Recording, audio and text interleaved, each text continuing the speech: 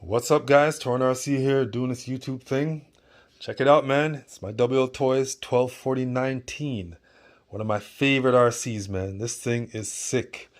I put a brushless system in this thing. Did a whole bunch of speed tests.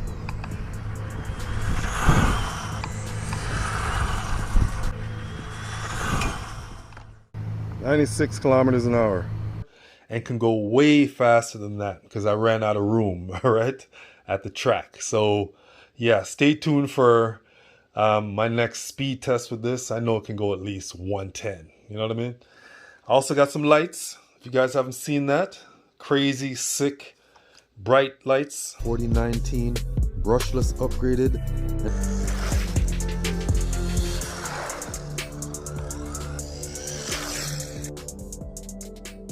But this video is about my new upgraded metal wheels. Check that out. It goes perfect with the color scheme. Purple, boy. Check that out. So these are the old ones. Old ones are a little bigger, a little wider, and softer. These are kind of hard, but we'll see.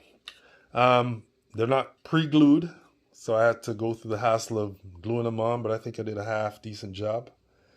And it is foam filled, so not bad.